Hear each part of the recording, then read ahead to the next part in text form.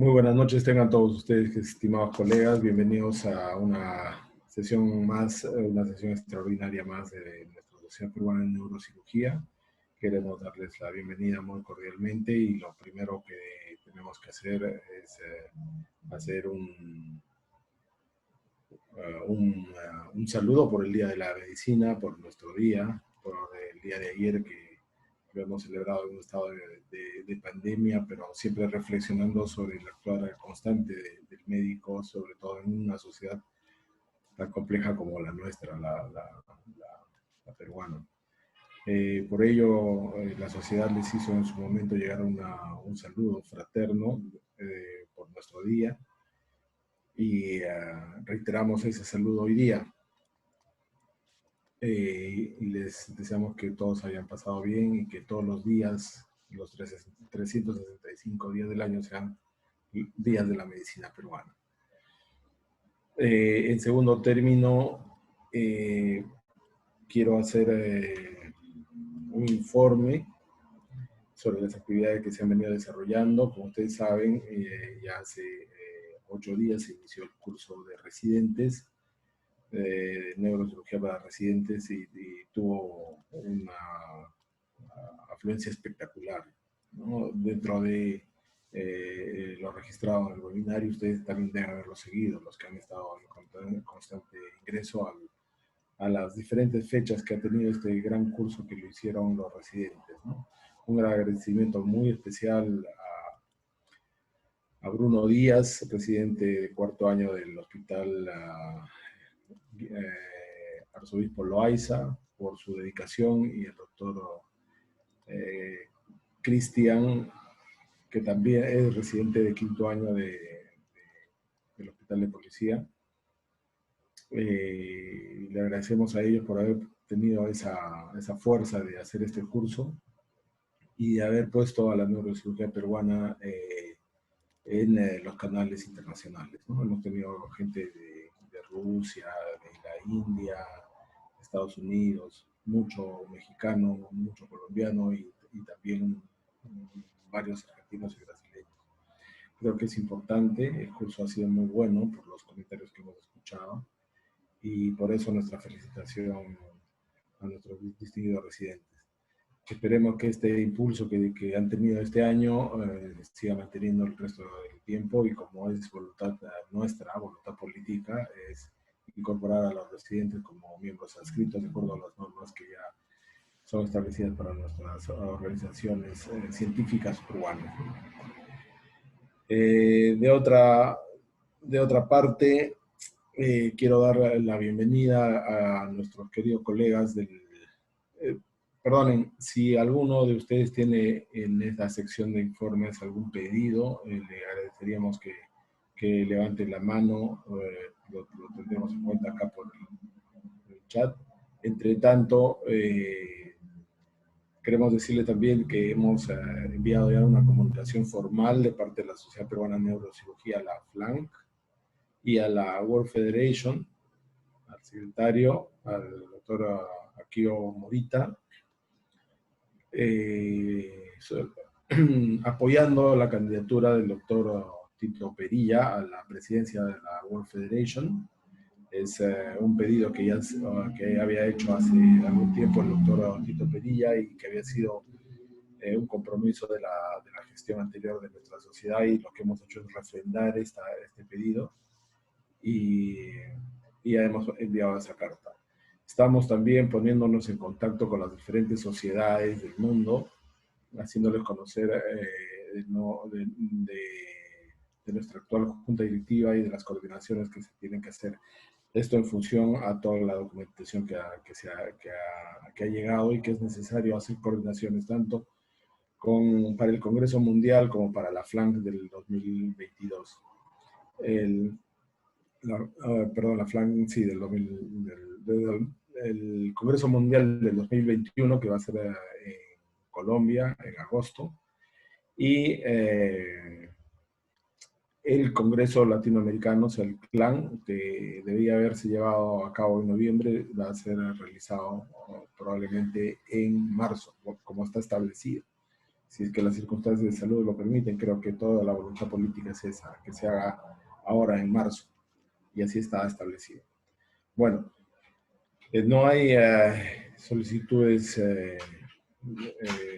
para, para la participación, no hay intervenciones, entonces vamos a pasar ya a la orden del día y le damos la bienvenida al doctor Wesley Álava, jefe del Servicio de Neurocirugía del Hospital eh, Cayetano Heredia, para que pueda, el doctor Wesley, buenas noches, y el doctor Paul Carranza, residente del quinto año de neurocirugía del hospital, que van a estar hoy día en la sesión ordinaria.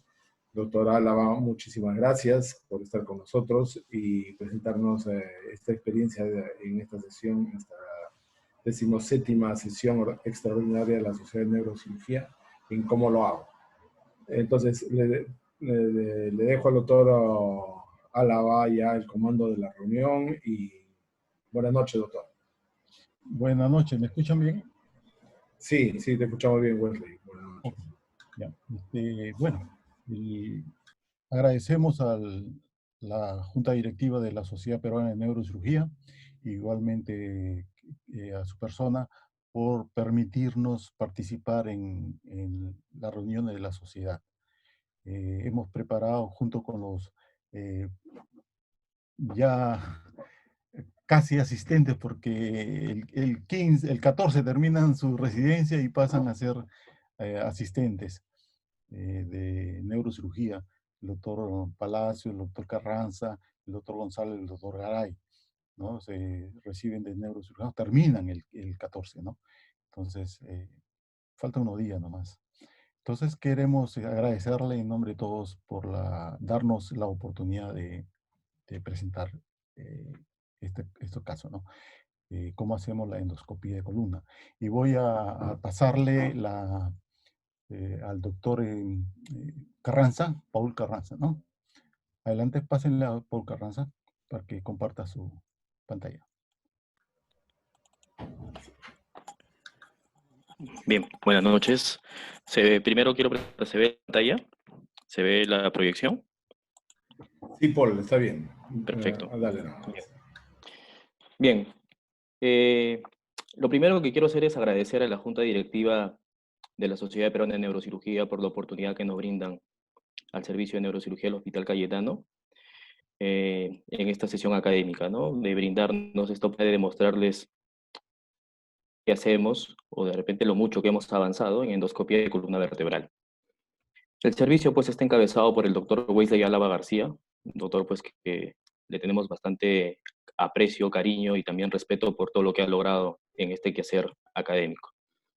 Vengo a presentarles una valga la sobre endoscopía de columna realizado también por el doctor Palacios. Lamentablemente el doctor en sala de operaciones no puede acompañarnos. Bueno, comencemos, ¿no?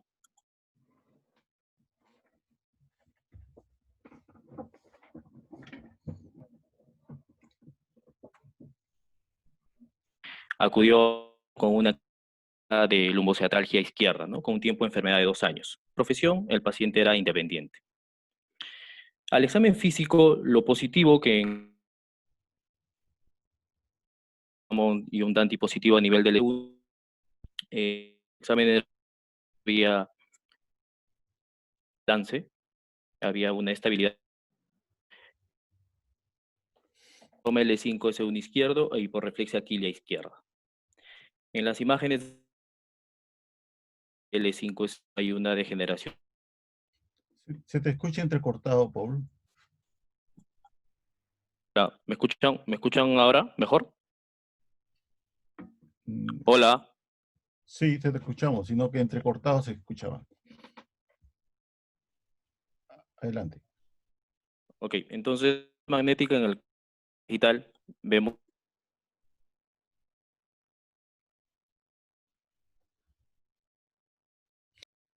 discal con una hernia del receso del paciente. Y nos planteamos la siguiente pregunta, nos planteamos la pregunta de cuando evaluamos el caso y bueno, conociendo pues que en Cayetano Cópica, nos preguntamos qué cirugía realizar. Y nos preguntamos y el caso y nos respondimos a 3 preguntas básicamente. La primera, se trataba de un paciente joven, un paciente de 42 años, independiente. Era un paciente que era el sustento familiar y por que la recuperación tiene que ser una recuperación pronta, ¿no? Lo segundo es que las labores del paciente, pasa que a veces hacemos una disectomía abierta, más en la disectomía abierta, más que en la o ver a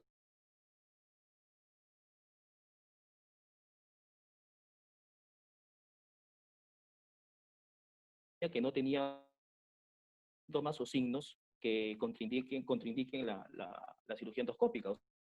Era un paciente que la listesis no presentaba inestabilidad, no tenía infección, no tenía a ese nivel, entonces era un paciente candidato para hacerle la cirugía endoscópica, ¿no? ¿Cómo realizamos nosotros en Cayetano la cirugía endoscópica? La micro.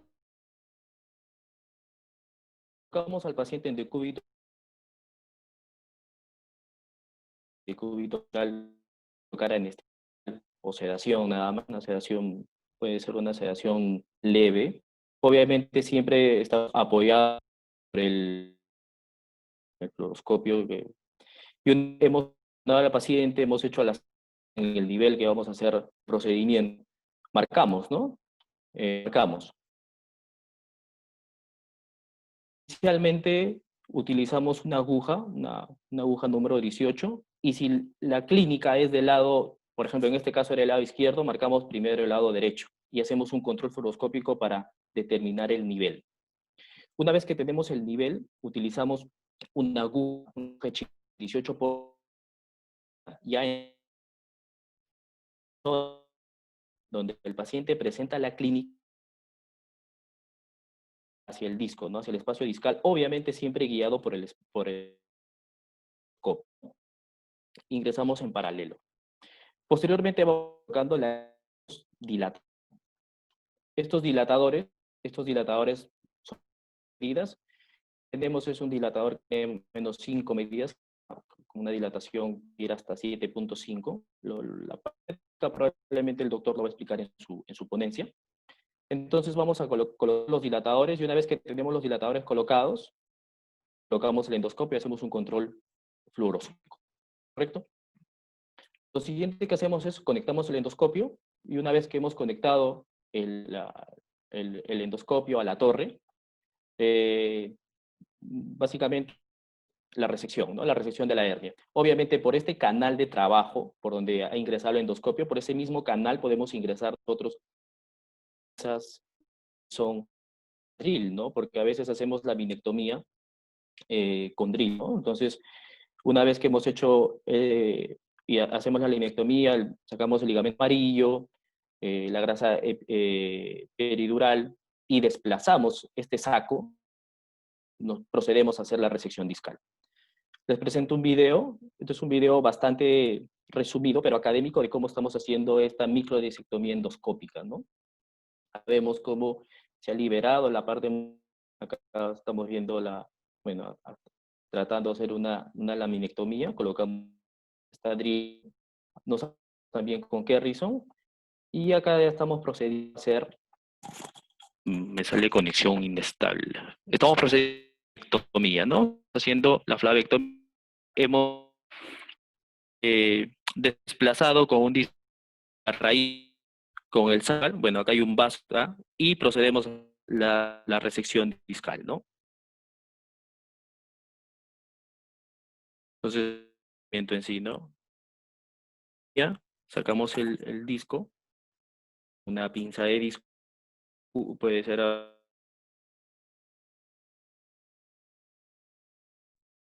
nos facilita bastante, ¿no? Buena observación del campo. Después,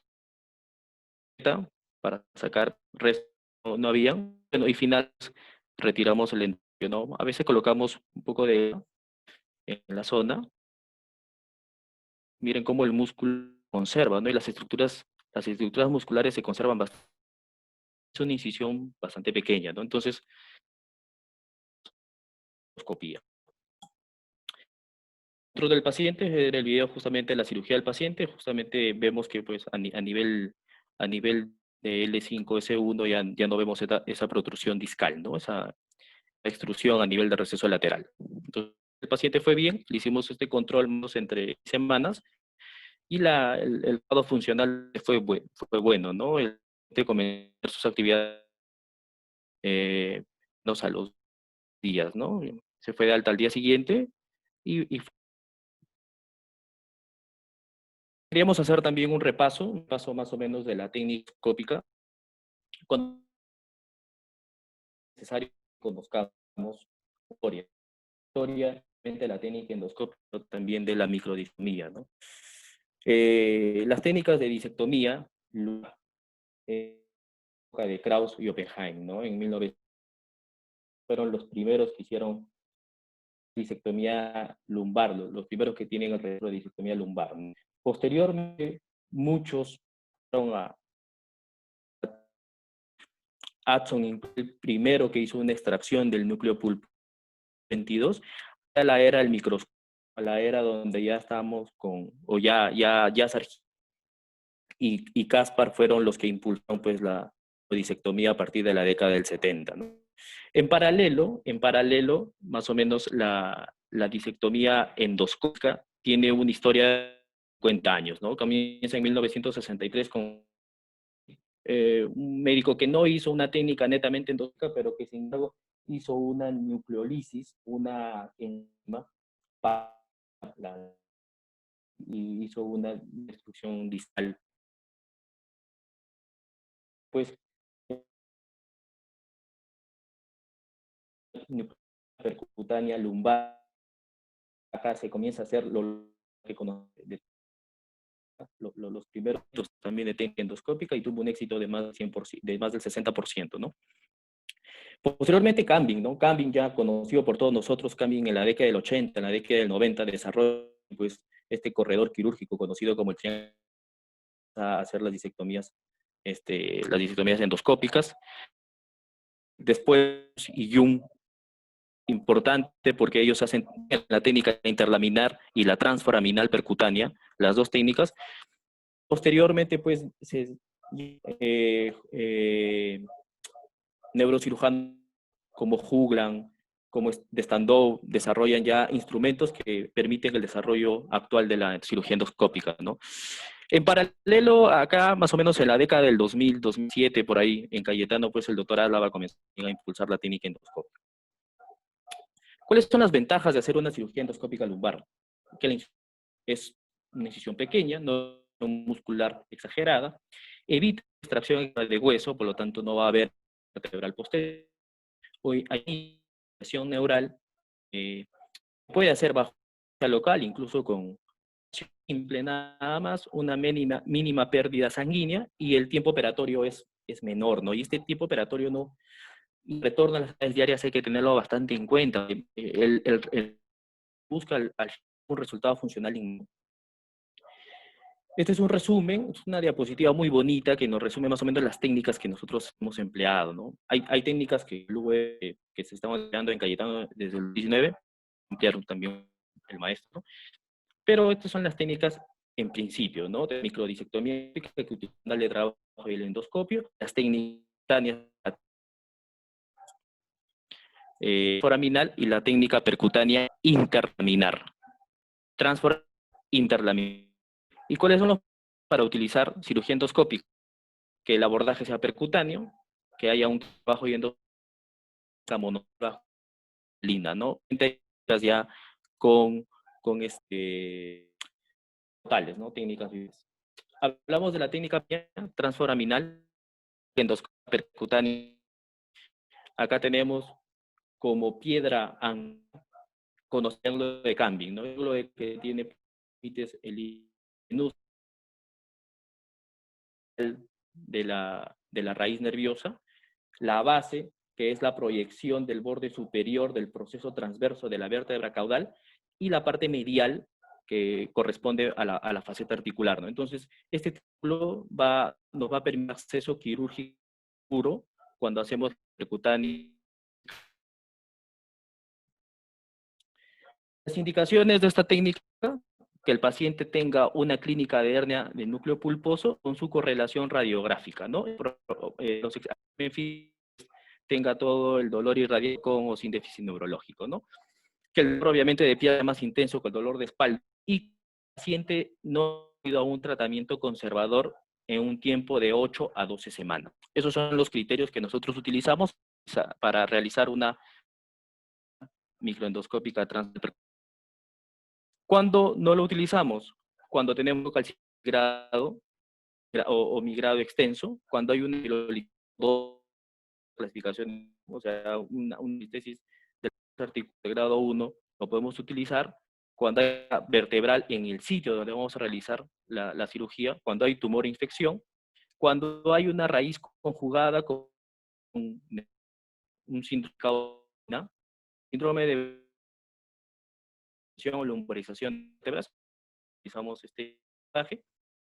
Y las contraindicaciones relativas, todo para neurocirujanos, nosotros que estamos usando jóvenes, son básicamente porque ya neurocirujanos con experiencia se ve que estas indicaciones contraindicaciones. Por ejemplo, cuando tenemos una E5S1, una hernia L5-1, pero tenemos las espinas ilíacas muy grandes, muy pronunciadas, ¿no? Cuando hay estenosis foraminal y espinal, cuando hay obesidad también es una contraindicación relativa, cuando se trata más de un nivel, o existe hernia recurrente o cirugía previa en la zona que se va a intervenir. Entonces, esas son las contraindicaciones relativas que nos presenta la técnica. ¿Y cómo se hace el procedimiento? Se coloca al paciente en decúbito ventral, se marca obviamente la zona, se hace la asepsia, la antisepsia, y se hace un control fluoroscópico, ¿no? Obviamente, entrando con la guía, hacemos un control fluoroscópico, tenemos como punto de referencia el pedículo. El pedículo lo dividimos en 3 segmentos en la proyección anteroposterior. El borde lateral, el borde central y el borde medial. Una vez que ya hemos ingresado y hemos pasado al borde medial, la proyección lateral, ya estamos en la porción posterior o el borde posterior vertebral, estamos en el annulus, ¿correcto? Después le hacemos un control discográfico, se le puede colocar contraste, se coloca contraste más índigo de carmín o azul de metileno más cloruro de sodio, ¿no? Se le pone 1 o 2 cc para hacer un control, para saber que estamos a ese nivel, ¿no? Una discografía se le puede hacer. Ahora, a veces también en Cayetano le ponemos antibióticos, ¿no? Justo a en lugar de colocarle cloruro, colocamos gentamicina, ¿no? Como antibiótico. Después, básicamente, es colocar los dilatadores de distintas medidas y hacer la resección, ¿no? La visión que vamos a tener es la siguiente. A nivel craneal va a estar la raíz nerviosa, que la vamos a desplazar justamente con el canal de trabajo, y en la porción más caudal se va a encontrar todo lo que es la hernia, ¿no? Presentar la hernia. La otra técnica percutánea es la interlaminar percutaneous endoscopic disectomy, ¿no? Es la técnica percutánea interlaminar. Un paso importante es saber esto, ¿no? Conocer esto. Conocer de que cuando colocamos el canal de trabajo, cuando tenemos la hernia a este nivel, inicialmente el bisel va hacia medial y posteriormente lo colocamos hacia lateral, y posteriormente lo colocamos hacia medial para retraer el saco, no lastimarlo y poder sacar la hernia, ¿no? Esto sobre todo es indicado, esta técnica en hernias axilares, ¿no? Que se ubican en la axila, como en el argot neuroquirúrgico lo conocemos. Después de haber hecho la disectomía, hacemos una disectomía un poco más medial. En las indicaciones de esta técnica, sobre todo para técnica L5S1, donde la transforaminal no llega, ¿no? Por las espinas ilíacas a veces elevadas. Entonces, a este nivel es bastante indicado. Aparte que el espacio interlaminar entre L5 y S1 es un espacio grande. Esta ventana interlaminar nos permite hacer o llegar bastante bien a las hernias, ¿no? Y está indicado en hernias migradas, sobre todo con disposición cefálica. Las hernias migradas caudales no son una indicación de primera línea. Sí, ¿verdad? Pero no son indicaciones de primera línea, sobre todo cefálicas, ¿no? Y importante determinar si la hernia está a nivel axilar o está a nivel del hombro, ¿no? Porque vamos a tener cuidado justamente con ese bisel, de no lastimar. Si la hernia está a nivel axilar, la técnica, como lo mencioné anteriormente, como lo había acá, pero cuando está en el hombro vamos a llevarnos o desplazar justamente la raíz con la hernia, ¿no? Junto. El procedimiento es igualito, va en decúbito ventral, hacemos control fluoroscópico. Esta guía, la dirección que va a tomar es justamente al emplate superior de S1, de la vértebra inferior. Después nos vamos a encontrar, después de colocar los dilatadores y obviamente el equipo endoscópico percutáneo, nos vamos a encontrar con el ligamento amarillo, hacemos una disrupción del ligamento amarillo o una resección. Nos encontramos con la grasa epidural y posteriormente hacemos la resección, ¿no? Y lo que vamos a encontrar es esto. Inicialmente el bisel va hacia el lateral y vamos a ver la raíz nerviosa, pero una vez que lo desplazamos el bisel hacia media, vemos la raíz y desplazamos el saco para hacer la extracción de la hernia, ¿correcto? Este es un video bastante pequeño.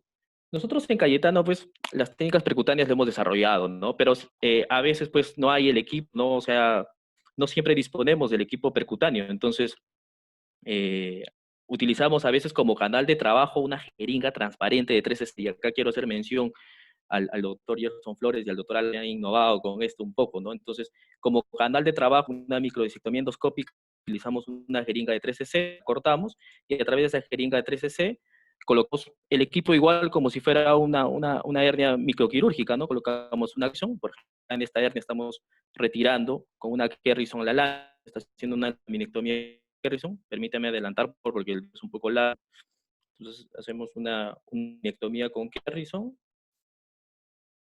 Después de haber hecho minectomía con Kerrison, hacemos la flavectomía. Hacemos la flavectomía.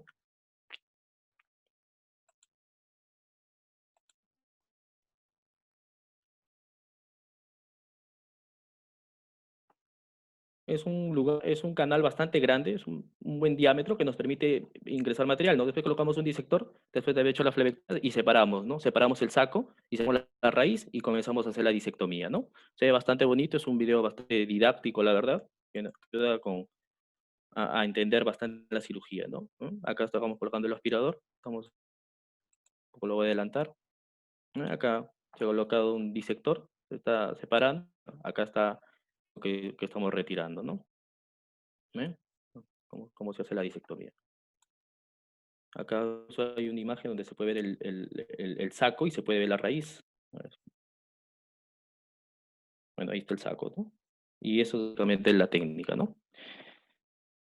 ¿Qué complicaciones tiene el tratamiento percutáneo? Las complicaciones son parecidas a una microdisectomía, ¿no? Entonces hay lesiones de estructuras neurales de la raíz hasta infecciones, recurrencia, etcétera, ¿no?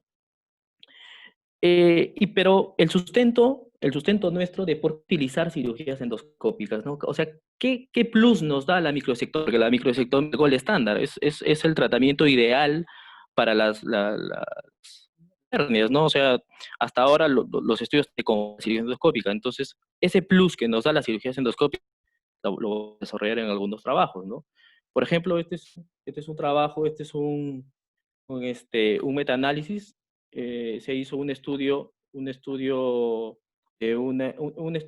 controlado de electrolización, se hizo básicamente fue un estudio, más o menos 60 pacientes, no fue muy grande, y comparó la microdisectomía endoscópica versus la disectomía estándar, ¿no? ¿Y cuál elegir, no? ¿Y qué concluyen los estudios? ¿No? Concluye que el tiempo quirúrgico, el tiempo de anestesia, la pérdida de sangre, la estancia hospitalaria, significativamente es menor en la microdisectomía endoscópica, ¿no? Por eso que nosotros hacemos, ¿no? Por el resultado inmediato que tiene el paciente, ¿no? En este estudio, que es un poco más grande, esto se ha realizado, que se analizó básicamente 5 estudios controlados aleatorizados, ya con una población mucho mayor, de 501 pacientes, ¿quién se llegó a esa conclusión? ¿No? Se llegó a la conclusión que la acción de la estancia hospitalaria con la microdisectomía endoscópica y hubo una menor pérdida de sangre, ¿no? La estancia fue de 2 días en una cirugía endoscópica, en cambio la disectomía tuvo una estancia hospitalaria incluso de 7 días, ¿no? Ahora, si nosotros comparamos la técnica percutánea endoscópica versus la disectomía, y vamos a tener resultados parecidos, ¿no? Por ejemplo, este metaanálisis que estudia 7 estudios controlados no aleatorizados. Bueno, de repente esa es la crítica al estudio, que son estudios básicamente retrospectivos, donde se analizan ya una población de 1.254 pacientes y se encontró pues que el cirugía y la estancia hospitalaria es menor. O sea, estamos viendo que los estudios básicamente concluyen lo mismo, ¿no? También para las técnicas endoscópicas versus la microdisectomía, donde ya se ven estudios controlados aleatorizados y estudios de cortes con una población bastante considerable, también concluye lo mismo. La estancia hospitalaria y el tiempo de ingreso al trabajo es menor. Entonces, por eso que nosotros decidimos que cuando no hay una contraindicación con un paciente, es una técnica que va bastante bien y tiene buenos resultados, ¿no? Ahora, si nosotros comparamos, pues, la técnica transforaminal versus la técnica, la microtomía convencional, sigue siendo igual, ¿no? Los resultados que la estancia hospitalaria sigue siendo menor, ¿no? En cambio, en las tasas de recuperación funcional evaluados por Ovestri, el EVA, la escala visual analógica, por el MACNAP, que es una escala funcional también, los resultados básicamente son iguales, y en caso de complicaciones y recurrencias también no hay diferencia significativa, ¿no? Ahora, ¿cuál es más seguro, no? ¿Qué utilizar? ¿Una transforaminal o una interlaminar? Y este estudio nos resume bastante bien las ventajas y desventajas que tiene un estudio, ¿no? Se analizó 15 estudios con una población de más de 1.000 pacientes, fueron 5 randomizados y 10 retrospectivos, ¿no? ¿Y qué se concluyó? Que la técnica interlaminar percutánea probablemente está más asociado a desgarro dural, ¿no? A desgarro dural. ¿Por qué? Porque son técnicas que van más hacia la línea media, ¿no? O sea, ingresamos más para mediano en comparación con la transforaminal que ingresamos justamente por este triángulo de Camping.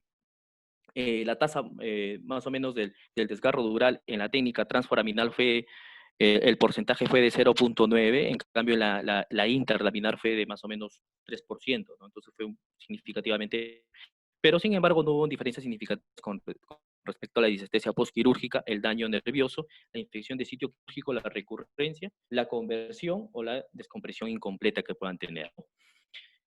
¿Y cuál es mejor? ¿Cuál tiene mejores resultados? Si comparamos también la transforaminal versus la interlaminar, ¿quién me brinda mejores resultados? Y bueno, acá se hizo, este es otra metaanálisis, donde se estudió 143 pacientes y se vio como conclusión que no hay diferencia en la eficacia de la técnica, ¿no? O sea, independientemente y con un cirujano, obviamente, que tenga la experiencia suficiente, hacer la técnica transforaminal o la interlaminar no va a haber diferencia en el resultado, ¿no? Lo que sí se encontró es de que la edad, que el paciente tenga una clínica mayor de 12 meses, que haya dolor de espalda y de pierna, que haya historia de trauma, que la escala de Birman sea de nivel 4, o sea que la degeneración discal sea de grado 4, que el VAS sea menor de 5.3, independientemente de la técnica que estamos utilizando, tiene peor resultado, ¿no? O sea, no deberíamos de primera línea hacer una técnica percutánea, ni transforaminal ni interlaminar, porque estas condiciones eh, claro, estas condiciones del paciente pues, no van a llevar a un buen resultado, ¿no? Y secundariamente en este estudio también se encontró pues que el tiempo de cirugía de fluoroscopía y el tiempo de punción fue menor en la técnica interlaminar, pero fue como un hallazgo, más no hubo una diferencia significativa. Pero ya analizando este estudio, un estudio que justamente también me va a comparar estas dos técnicas, la transforaminal y la interlaminar, donde se evalúa más o menos 13 artículos, se concluye que la hernia, el procedimiento interlaminar, el tiempo de cirugía es más corto. Hay menos pérdida de sangre y hay menos tiempo de fluoroscopía intraoperatoria, ¿no? Entonces, tiene de cierta manera cuando el paciente o tiene una indicación ideal en el paciente, la técnica interlaminar es un poco más segura, ¿no? Es un poco más segura. Dependiendo también del nivel, no es contundente con respecto a que la interlaminar o llevar ese criterio de que la interlaminar es mejor que la transforaminal, no, sino que en ciertas condiciones de paciente, pues a veces va mejor la transforaminal, ¿no? Pero si comparamos los dos, este es el resultado que tenemos. Y si comparamos la microdisectomía endoscópica versus la percutánea transforaminal o interlaminar, ¿cuál es mejor? Y bueno, este estudio nos concluye bastante bien de que la técnica percutánea transforaminal, la incisión es más corta y la estancia hospitalaria es menor, ¿no? Entonces, obviamente, pues porque hay menor manipulación de tejidos, es una técnica donde el corte es más pequeño en la percutánea y por eso el paciente también va más rápido de alta, ¿no? Tuvo también menor necesidad de fluoroscopía intraoperatoria, pero no hubo diferencias con respecto al tiempo de cirugía, la pérdida de sangre intraoperatoria, las complicaciones o las escalas de VAS u Ovestri, ¿no? ¿Y cuál es nuestro objetivo, no? Ya para terminar la exposición, nuestro objetivo como servicio es nosotros, si bien hacemos técnicas endoscópicas o microdisectomías endoscópicas. Y también hacemos la técnica percutánea transforaminal y la interlaminar. Nuestro objetivo es desarrollar más las técnicas interlaminales y transforaminales, ¿no? Ese es nuestro objetivo y estamos en esa curva de ascenso, ¿no? Y bueno, eso sería toda mi presentación. Gracias.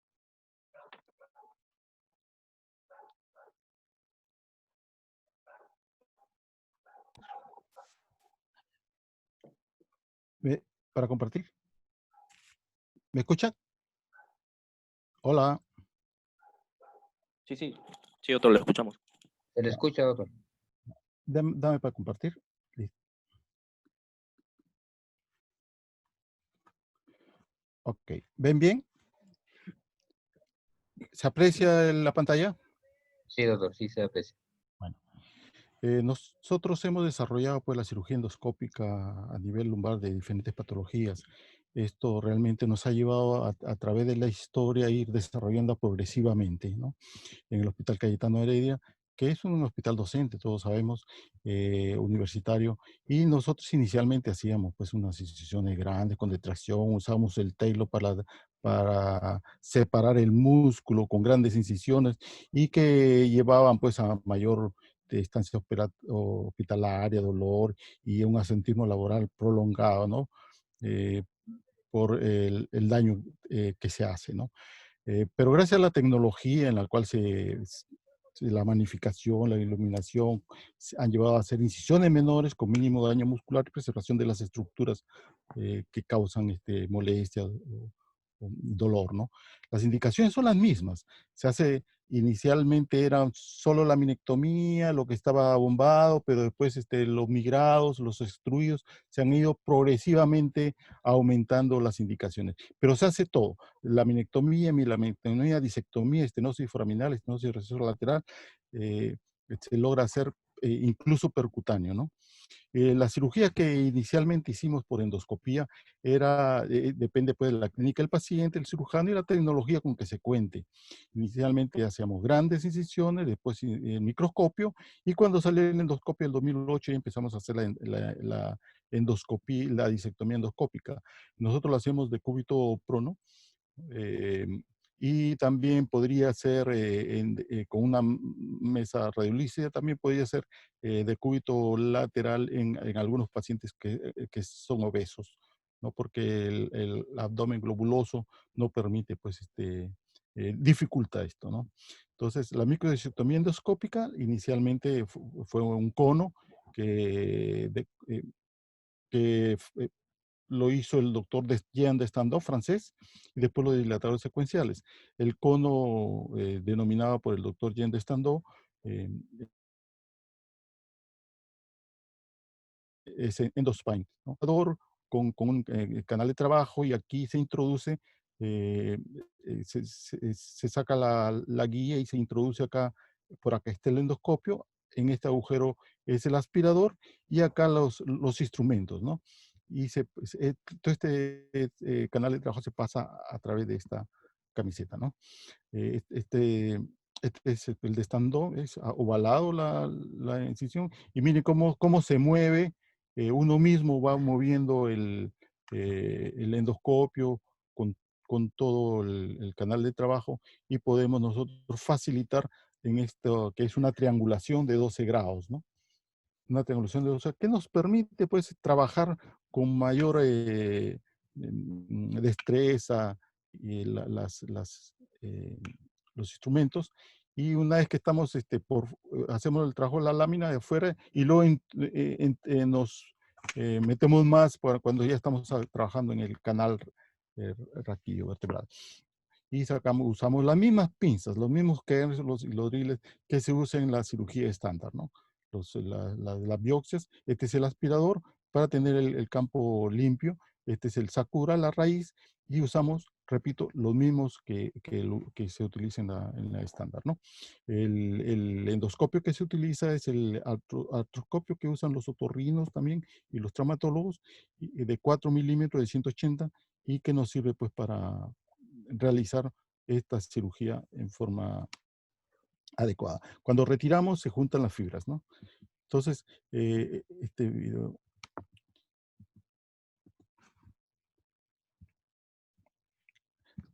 acá tenemos el video en el cual se hace con drill, a Kerrison, y se hace la disectomía, ¿no?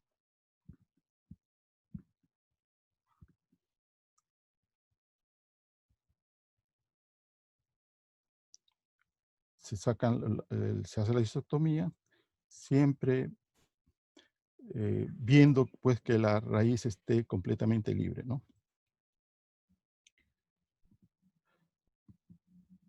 Luego usamos los dilatadores secuenciales, metemos la aguja, los dilatadores progresivos, el canal de trabajo y armamos el sistema.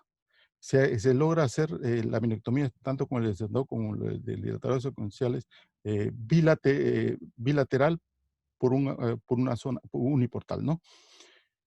Llegamos a hacer la minectomía completa, es comprimir en estenosis de columna. Ahora, bueno, esto lo hemos hecho hace tiempo, pero ahora le denominan over the top. ¿Ya? El primer caso que hicimos, la lesión y preoperatorio y postoperatorio. Después hicimos tuberculosis, hernias de diferentes niveles y vamos a, vemos la raíz, el saco dural y hacemos pues separando con el aspirador o disector. Usamos nosotros el aspirador, la hernia discal y tenemos que tener bastante cuidado de poder, miren, aquí está, si no exploramos el foramen se nos iba a quedar este tremendo fragmento y el paciente iba a continuar con dolor, ¿no?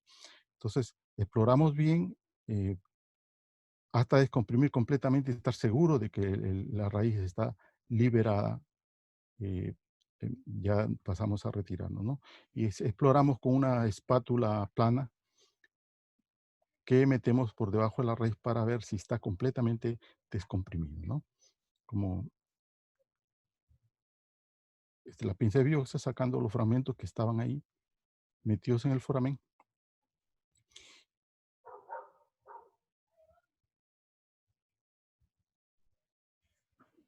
Hasta retirar completamente, ¿no?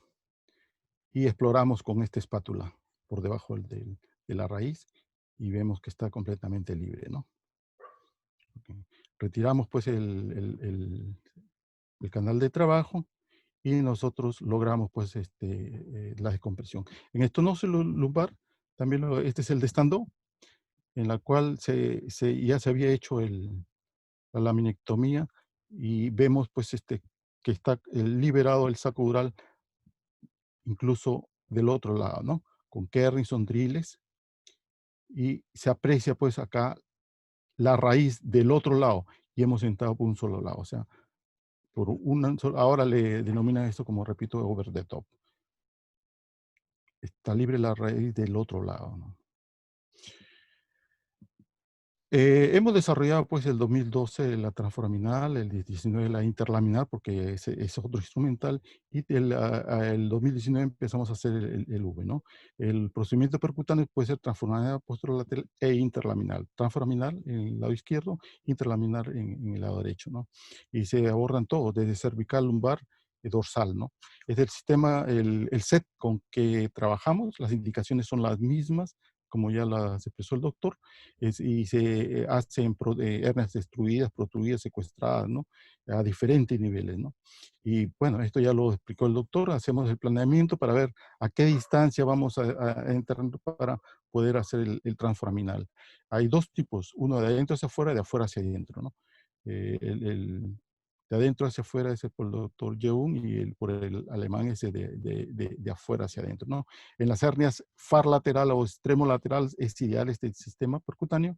El primer caso que hicimos con el arco en C, se inyecta la silocaína en la piel, se introduce la aguja, se introduce la guía, se retira. Bueno, antes se ha hecho pues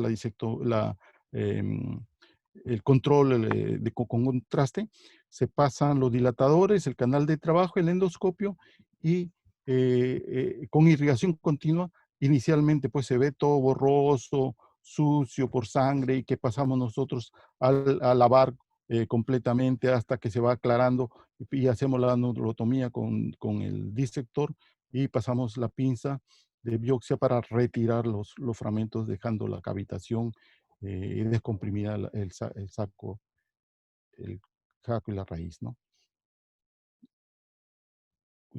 Ahí al fondo se ve azul, que es el tinte que hemos echado con azul de metileno. El índigo acá también es difícil conseguir acá en nuestro medio. Hacemos la hemostasia y hacemos completamente este es otro video igual. Se hace la anulotomía con disector, ¿ok? Y se pasa a retirar los fragmentos realizando la cavitación. Mira, aquí se ve el saco dural como late, completamente descomprimido. Todo esto se ha retirado, ¿no? Y cuando ya hemos descomprimido, pues pasamos a revisar que la raíz esté libre, ¿no? La raíz esté libre, como vamos a apreciarlo aquí, que vamos a retirando poco a poco, progresivamente, y aquí va a aparecer la raíz en este sector, ¿no? Y eso nos indica pues que está libre completamente la raíz y el paciente se alivia, ¿no? Retiramos progresivamente y vamos a ver la raíz. Ahí está la raíz. La seguimos, está libre, ¿no? Y acá hay un vaso que felizmente no. El interlaminar es otro sistema percutáneo muy interesante que también que está indicado sobre todo en L5 y ahora ya están diciendo en L4 también, pero L5 es ideal para este sistema. Se hacen las medidas, se coloca la aguja en L5, el canal o dilatadores del canal se deja descomprimido completamente. También hay el sistema del V o el VES, en la cual por 2 portales se llega a hacer la descompresión. Este es los dilatadores que hemos usado, los distintos endoscopios. Este es para el de Standó, que es igual que el gastroscopio. Este es para el tubular, que es angulado aquí en 90 grados y no compite con nuestro mano. Este es para el transforaminal, por aquí se introducen las pinzas, y este es el último sistema que es muy, muy bueno para el interlaminar. Si aprecian ustedes, este más gruesito, esto más delgado, ¿no? Y esto pues permite a través de aquí pasar pinzas más gruesas. Los dilatadores, incluso como tornillo que permite ajustar y no se nos separa, ¿no? No nos deja. Este es el interlaminar, que nos va a llevar unos 2 minutitos. Al comienzo es todo esto sangre, se lava hasta que se aclara.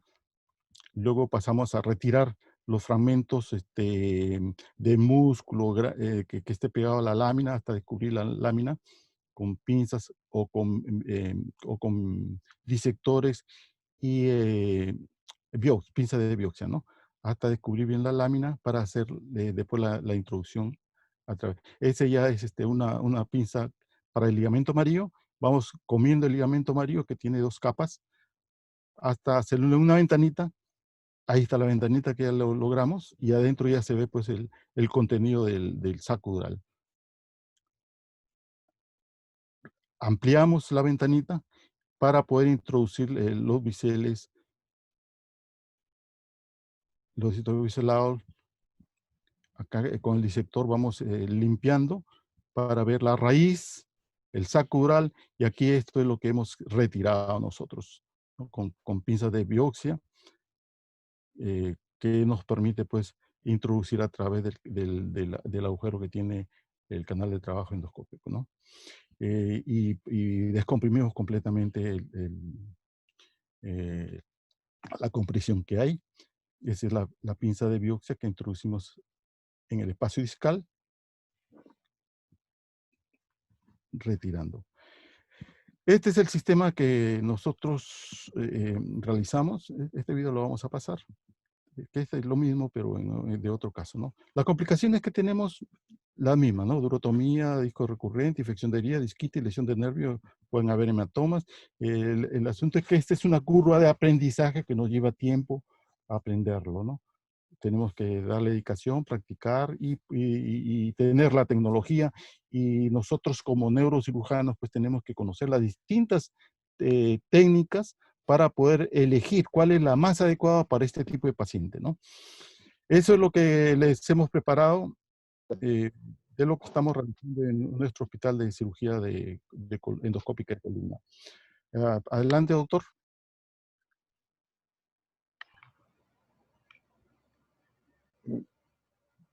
Wesley, gracias por tu excelente excelente conferencia. conferencia. No No sé sé si hay si hay algunas alguna preguntas pregunta del del auditorio. auditorio.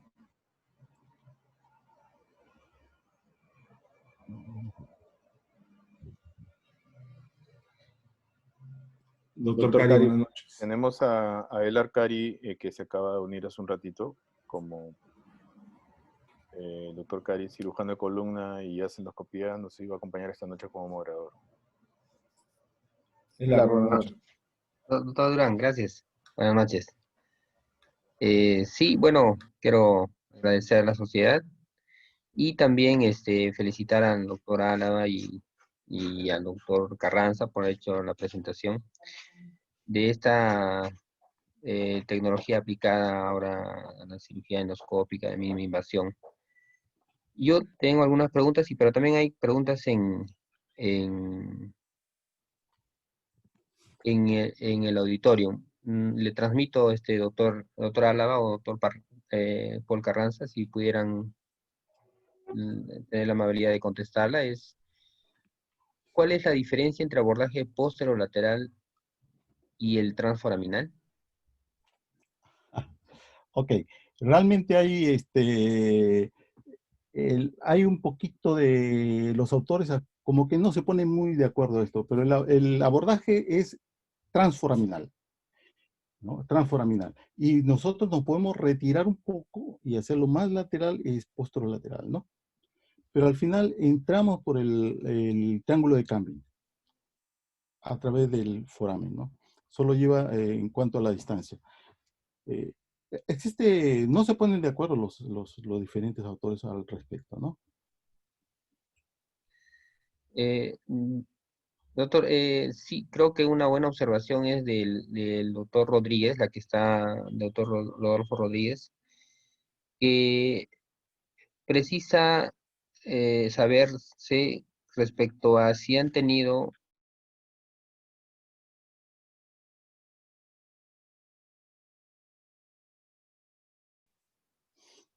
infección, reoperados, no sé si tiene una data de eso, doctor Álava. Bueno, los datos estadísticos no los hemos podido obtener debido al problema que hay ahorita en pandemia y está restringido las oficinas. Pero sí hemos tenido, ¿no? En lo personal sí hemos tenido conversiones al inicio. Al inicio no nos sentíamos muy seguros y terminamos convirtiendo. Pero ahora prácticamente lo hacemos endoscópica todo, ¿no? Ese en cuanto a la conversión, ¿cuál era la otra pregunta? Disculpa. Conversión a cirugía abierta, que creo que usted ya lo ha dicho, la tasa de complicaciones, doctor. Las complicaciones, La tasa sobre todo, ¿no? ¿Qué porcentaje de, no, de complicaciones? las estadísticas no lo hemos podido realizar para ver qué tasa de complicaciones hay, pero sí le podemos decir que están reportadas en el mundo, pues, la fístula del icosafalorraquídeo. No hemos tenido nosotros lesión de vísceras abdominales, pero están reportadas, ¿no? Sobre todo en la parte alta han llegado a punzar el intestino o el riñón, ¿no? Nosotros no hemos tenido. Y el vasos tampoco, ¿no? Doctor, permítame ampliar con la respuesta del Sí, claro, doctor claro, doctor. Rodríguez, ¿no? Bueno, son una serie de preguntas que hace el maestro Rodríguez. Comenzamos con la primera. La tasa de conversión de cirugía abierta. Generalmente la técnica que nos ha llevado a una tasa de conversión más elevada es la técnica cutánea transforaminal, doctor. ¿Por qué? Porque es un poco más, hay que tener un poco más de conocimiento fluoroscópico, un poco más de conocimiento del triángulo de Campbell. Como dice el doctor Álava, no tenemos la estadística actualmente, nos gustaría tener también la estadística, pero básicamente la técnica que nos ha permitido o ha llevado a una tasa de conversión elevada es esa endoscópica cutánea. La tasa de complicaciones oscila más o menos en un 10%, de 7 a 10%, ¿no? Esa es la tasa de complicaciones que hemos tenido de los casos, por lo menos a priori, que hemos hecho un primer reporte.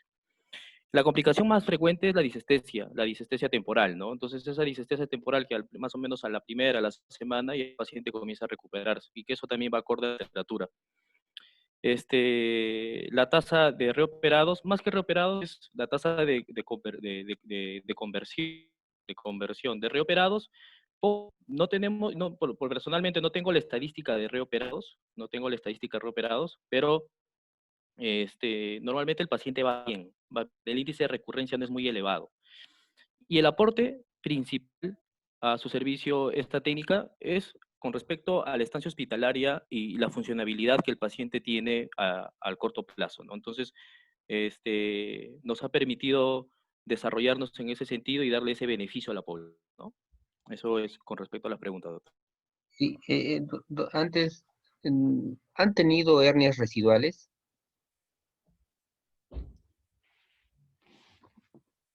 Doctor Álava o doctor Carranza. Sí, hernias residuales. Al inicio teníamos unos cuantos pacientes ¿Y que cuál tenían cree que haya sido el factor más principal para que suceda eso, doctor? la experiencia. No había mucha experiencia. Antes incluso nosotros no queríamos ver la raíz porque no queríamos ver la raíz y el saco. Ahora no, al contrario. Buscamos la raíz y buscamos ver el saco que esté comprimido, ¿no? Entonces, todo eso va aumentando progresivamente con la experiencia, ¿no? De que uno Ya, se doctor. siente más seguro y reconoce las estructuras más y maneja los instrumentos más adecuados. Porque reconocer por la endoscopía percutánea las estructuras al comienzo no es fácil. De reconocer el ligamento longitudinal, posterior, el sacudral, ¿no? El anillo. A veces no se logra diferenciar cuando uno no tiene la experiencia, ¿no? Sí, reciban también el saludo del doctor Edwin Huerto Jara. Dice, excelente exposición. Doctora Álava, una pregunta. Experiencia del uso de la nucleoplastía guiada por endoscopía. Sí, lo que hacemos es un retiro del disco, ¿no? Que está comprimiendo hasta ver que esté completamente libre natural. ¿Sí? Eso es lo que ese es el objetivo de esta cirugía. Doctor Flores pregunta, bueno, dice, excelente presentación y sí, ¿qué dificultades en la técnica presenta el abordaje transforaminal endoscópico para un nivel L5? Doctor, yo puedo contestar esa pregunta. Sí, claro. Gracias, Adelante. doctor.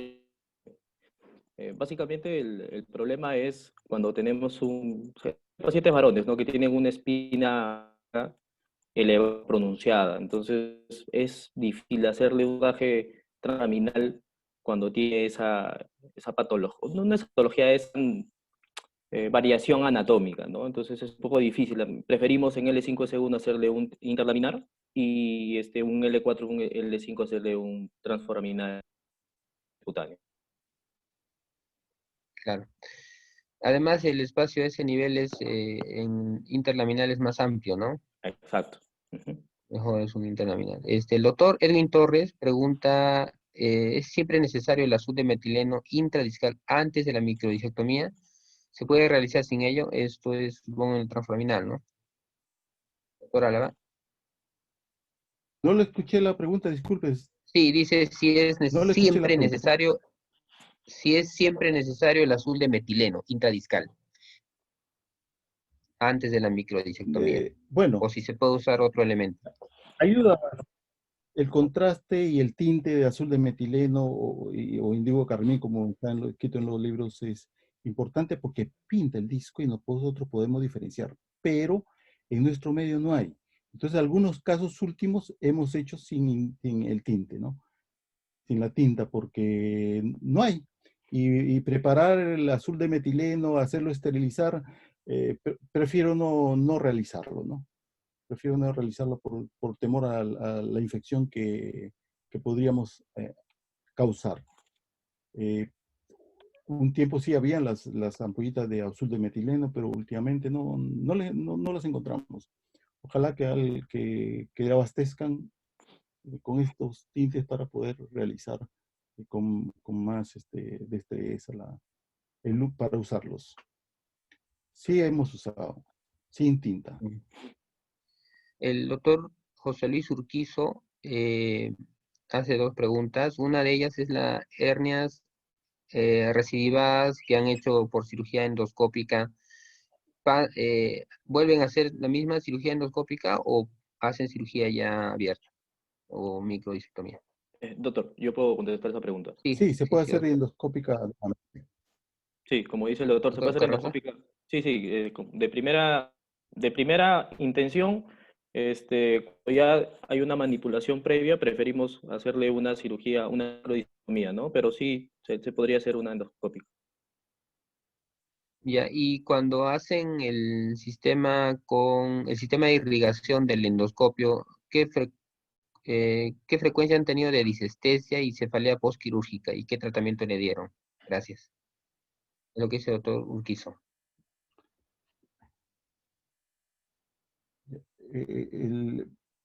La disestesia está reportada pues, como una de las complicaciones postoperatorias, ¿no? Y por el uso de la radiofrecuencia. Pero con analgésicos y después de unas semanas esto disminuye y pasa, ¿no? En cuanto a la disestesia. La cefalea por el uso de cloruro de sodio en algunos pacientes. Incluso una complicación es convulsión, que nosotros no hemos tenido convulsión, ¿no? No hemos tenido felizmente convulsión en este tipo de cirugía, pero está reportado como que pueden hasta convulsionar a los pacientes. Doctor Álava, en los pacientes que han tenido desgarro dural, ¿cuál es el tratamiento que hacen intraoperatorio en ese momento? ¿Cómo cierran ese desgarro? Eh, ¿Qué es lo que hacen? como este, como los dilatadores son tan pequeños, en menos de un centímetro, al retirar, las fibras musculares vuelven y tapan, ¿no? Con reposo se llega a controlar, no realizan la fístula. El MET, con el doctor Fuentes Dávila, tuvimos un paciente que se laceró el saco dural y tuvimos que entrar con liga clip y poner clips y encima la cola de fibrina, BioGlue, que se Ya. pudo corregir, nomás reposo y llega a controlar la fístula, o sea, no tuvimos fístula, ¿no? Se controló. Algunos recomiendan tapón hemático. ¿Han aplicado alguna oportunidad? No, Como los no hemos hecho, anestesiólogos pero sí cuando... se recomienda. Doctor, aparte de la literatura, también, bueno, haciendo una revisión ya de la literatura, cuando hay fístula o desgarro, eh, la- las tasas pues de éxito de una corrección así con un abordaje tan pequeño no son buenas. Entonces se recomienda, como dice el doctor Álava, mejor que el paciente vaya a reposo, ¿no? Reposo y de ahí evaluar pues si que hay fístula o no, ¿no? Otra pregunta del auditorio del doctor Edwin Torres dice, es más o menos la que han contestado, que cuando hay un paciente con recurrencia de hernia sintomática, intentan nueva endoscopía, cirugía abierta tradicional o instrumentación. Supongo yo que revalorarán el caso, ¿no? ¿O cómo hacen el manejo de esos casos? Hay que personalizar el caso, o sea, hay que evaluar, ¿no? Hay que evaluar la clínica del paciente en el postquirúrgico y de acuerdo a eso, pues evaluar la mejor indicación, ¿no? El doctor Carlos Suárez hace las felicitaciones al doctor Álava y al grupo por impulsar este tipo de cirugía. ¿Qué tipo de endoscopio utiliza y cuál es su costo promedio? ¿Del endoscopio o del tipo de cirugía? Doctor Álava, no sé. Bueno, cada vez los endoscopios han bajado de precio, ¿no?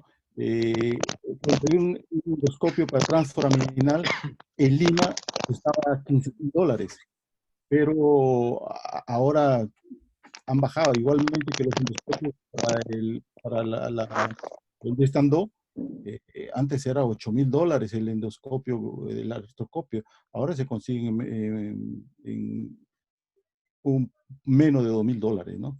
De acuerdo a la casa que lo venda. Cada vez han bajado progresivamente de precio, ¿no? Lo caro también es la radiofrecuencia. La radiofrecuencia, las casas comerciales lo venden en $1,500 aproximadamente y las clínicas lo ponen a cerca de 3,000, ¿no? Y son Doctor, yo tengo unas preguntas técnicas. Eh, en, en la cirugía endoscópica interlaminar, cuando la posición del cirujano respecto al paciente, ¿usted depende al lado de la hernia o es que siempre utiliza el lado izquierdo del paciente? En mi caso, yo prefiero el lado de la hernia. Me lleva mejor control, ¿no? Es mi caso. Y lo que pasa es que, o sea, prácticamente hace el abordaje solo, ¿no? Porque el ayudante a veces le es más dificultoso, o cómo lo hace en ese sentido. Sí, Creo que el sistema de stand-up le permite trabajar solo, ¿no? sí, A cierto el punto. sistema es y el percutáneo igual, o sea, porque cuando empezamos esto, al comienzo no tenía alguien que me haga la pareja para llevarme y hacerme el Zoom, pero este es equipo. Entonces llega un momento en que cuando ya trabaja el equipo, el ayudante sabe que tiene que acercarse o sabe que tiene que retirar el endoscopio para haciendo Zoom, ¿no? O sea, se acerca o se retira. Esto ya es manejo de equipo y actualmente, felizmente, ya hay colegas que están haciendo una buena cámara y nosotros podríamos Claro, utilizarla. ya se trabaja más en equipo, ¿no? Así es. Y Doctor, cuando ustedes, ha visto, doctor, pues claro, sí,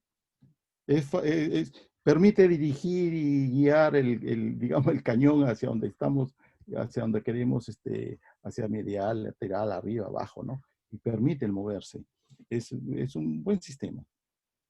claro, doctor. Y lo otro es que usted prefiere siempre usar el drilado, ¿no? Hay trepinas, hay Ajá, sí, dreamers de corte lateral, trepinas y fresas. Lamentablemente, las fresas son costosas. Fresas diamantadas que pasan a través del endoscopio y hay fresas que angulan, ¿no? Que claro. angulan, pero totalmente costoso, definitivamente. Pero generalmente usted lo hace o con drilado o básicamente con Harrison, ¿no?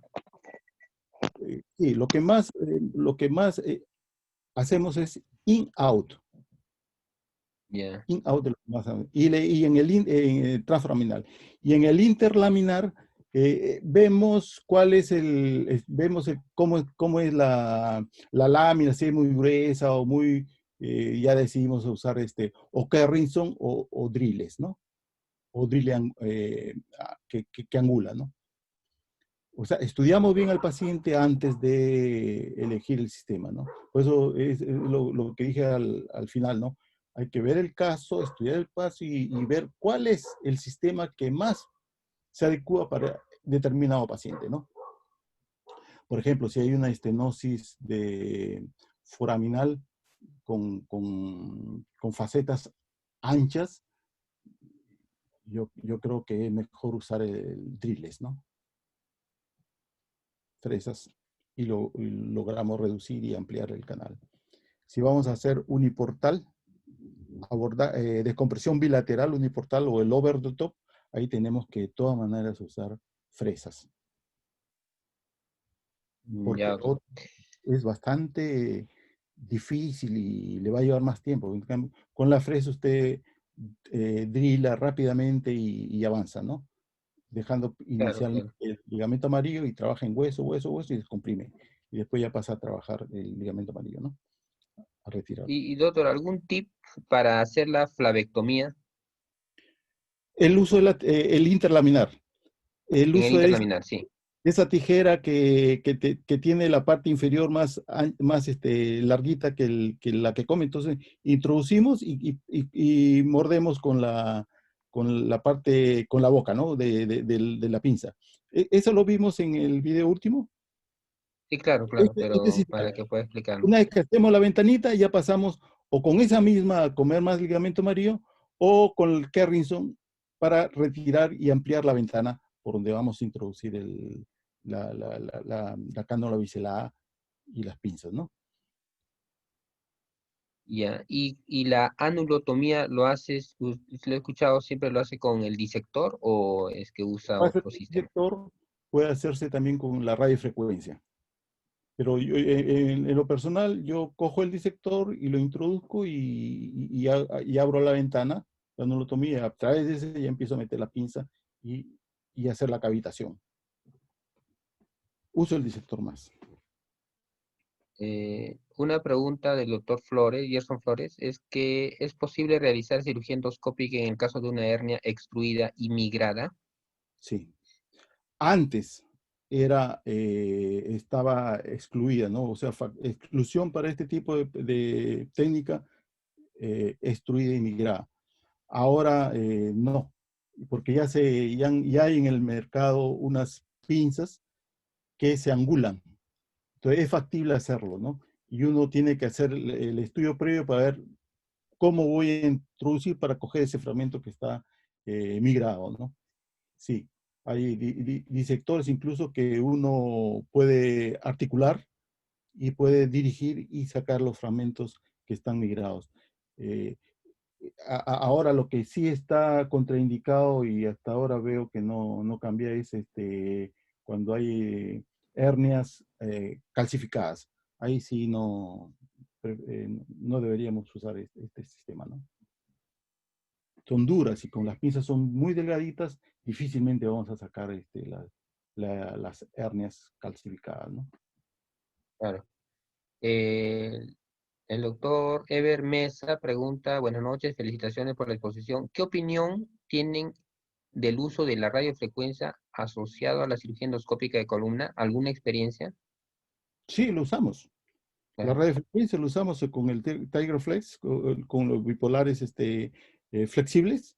Lo usamos. Inicialmente usamos bipolares rígidos, como vimos en un video, pero ahora estamos usando los flexibles y nos permite realmente hacer hemostasia, la anulotomía y reducir el disco. Ya, el El doctor Marco problema es Chipana que había mandado, sí, el doctor Marco Chipana manda felicitaciones del caso por la exposición. El doctor José Luis Urquiza tiene otra pregunta. Dice, en las cirugías over the top sin fusión, ¿hay algún número límite de segmentos afectados o grado de estenosis que evalúen? Gracias. sí. Eh, lo- lo- eh, Idealmente es un segmento, pero se puede hacer hasta 2 segmentos. Ya 3 ya no, por el mismo herida operatoria, ¿no? Ya tendríamos que escalarlo, tendríamos que irnos a hacer otra herida más arriba o más abajo, depende de lo que cojamos, ¿no? Pero por los trabajos que veo de los coreanos, ellos hacen varias incisiones y van en varios niveles haciendo, ¿no? Pero a través de una sí podríamos llegar a 2 espacios, ¿no? Y en transforaminal igualmente, ya hemos logrado entrar a 2 discos por una sola herida. O sea, llegamos a un disco, después dirigimos hacia el otro disco y podemos entrar por la misma herida, pero con distinto ángulo, ¿no? Por la misma herida en la piel, me refiero. Eh, Doctor, en algunos casos que hayan tenido un dolor residual en el paciente, dolor o algunas parestesias o disestesias, y que no haya una hernia residual o no haya alguna compresión postquirúrgica comprobado con resonancia. ¿Ustedes eh, tienen en la literatura o una experiencia respecto al calor local que pueda dar el endoscopio? No, el calor, más bien la radiofrecuencia es la que puede afectar. Pero Ya, aquí lo que se usa es irrigación continua. Entonces, cuando se usa la radiofrecuencia sin endoscopio, o sea, entramos con la radiofrecuencia, hacer la nucleotomías con radiofrecuencia solamente, sí están reportados los casos de que el calor llega a producir una disquitis térmica, digamos, ¿no?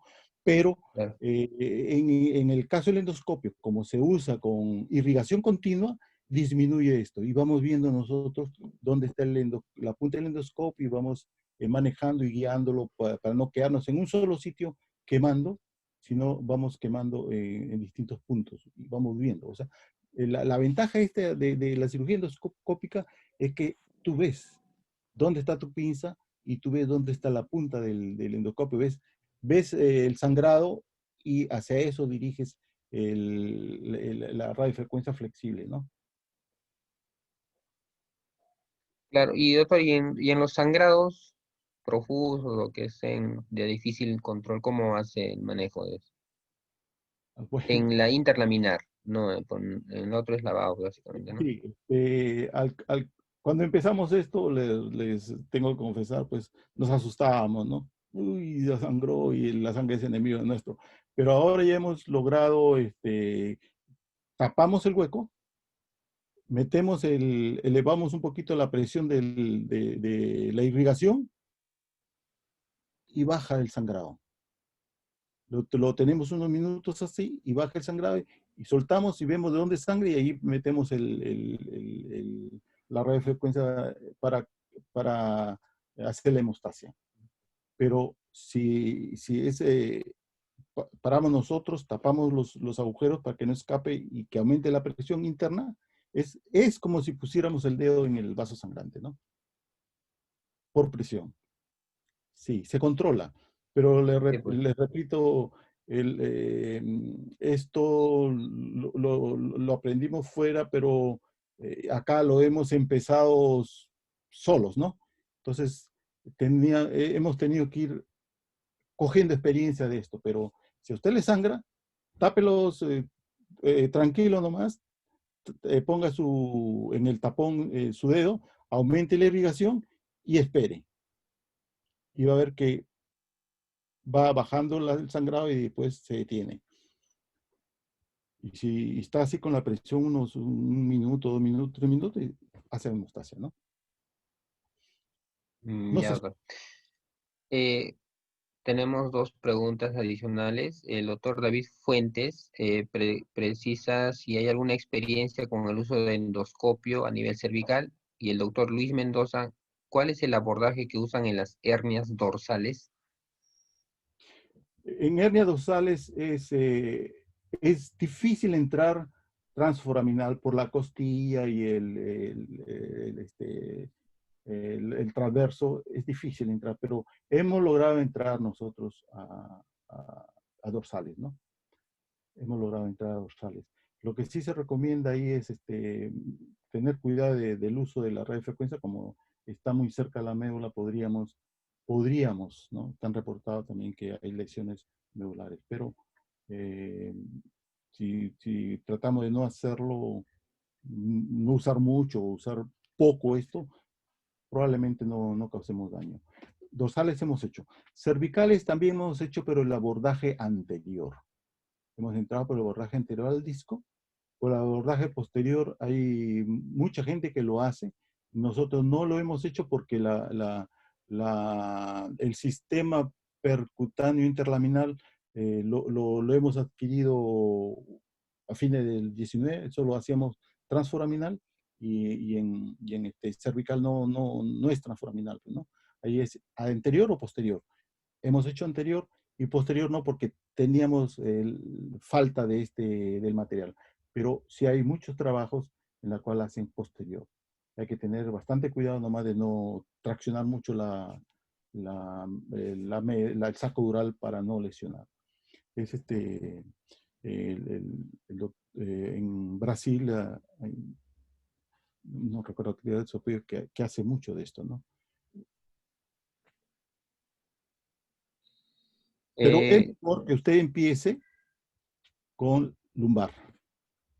Y a medida que va aumentando su experiencia en lumbar, ya puede hacer dorsal, que es difícil, y cervical, que es peligroso. Pero coja experiencia en lumbar porque ahí no hay médula, solo hay raíces, ¿no?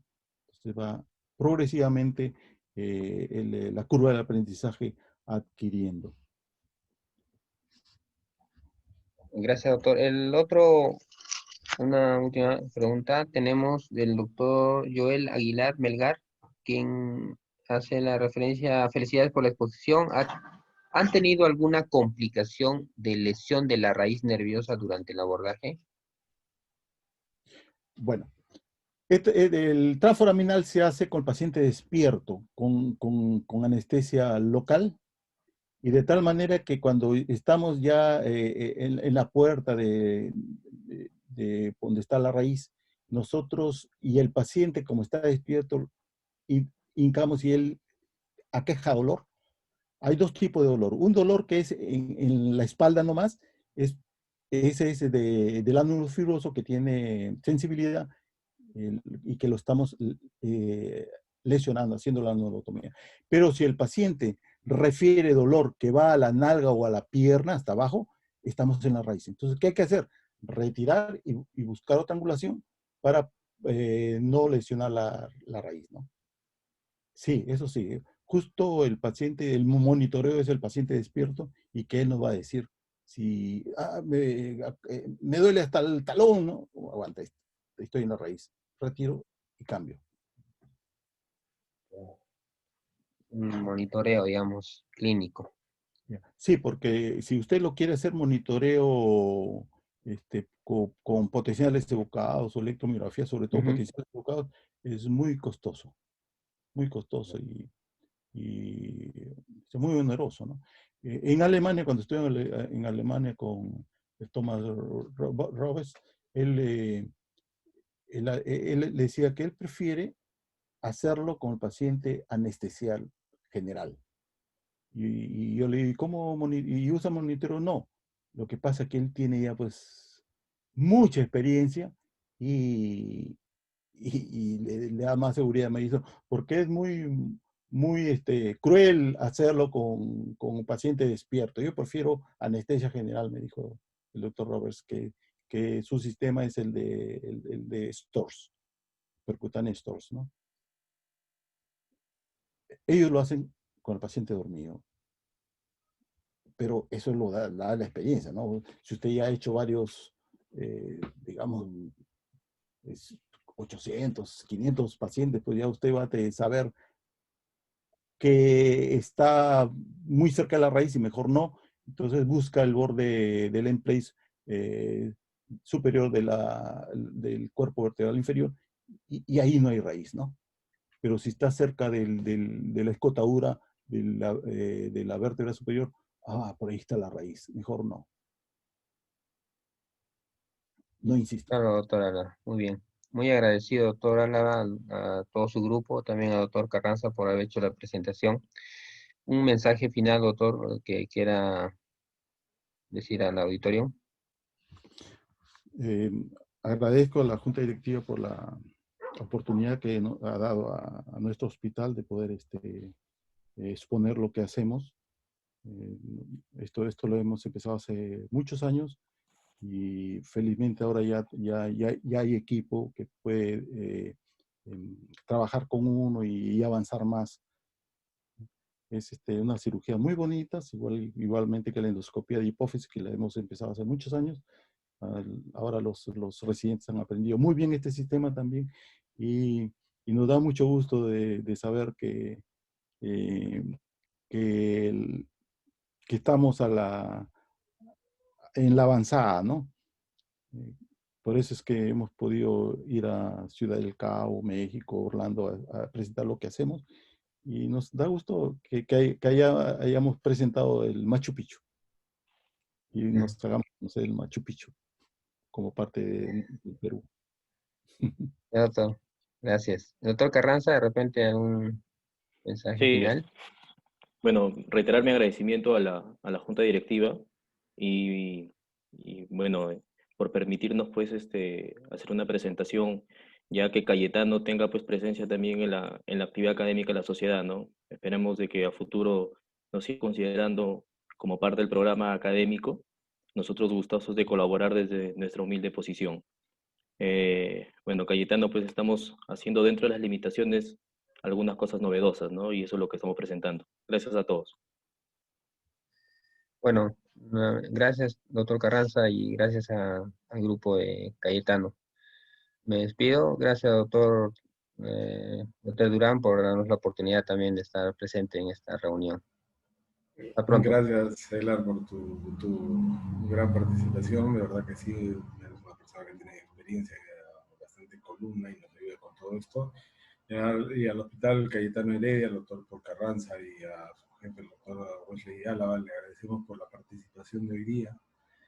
Realmente ha sido una exposición muy linda, muy nutrida y con muchas preguntas. Las exposiciones que tienen muchas preguntas son generalmente las que más llegan a todo nuestro auditorio, que ahora se ha expandido, ¿no? Hemos visto preguntas de Arequipa, de la comunidad de Arequipa, y gracias por ello, al doctor Mendoza, ¿no? Al doctor Suárez, preguntas de Chiclayo, ¿no? Básicamente, y bueno, en fin, a todo el país, y gracias a ustedes por estar con nosotros. Los esperamos el próximo martes nuevamente en nuestra sesión martes neuroquirúrgico de la Sociedad Peruana de Neurocirugía. Gracias a todos y muy buenas noches. Buenas noches. Gracias. Gracias, gracias.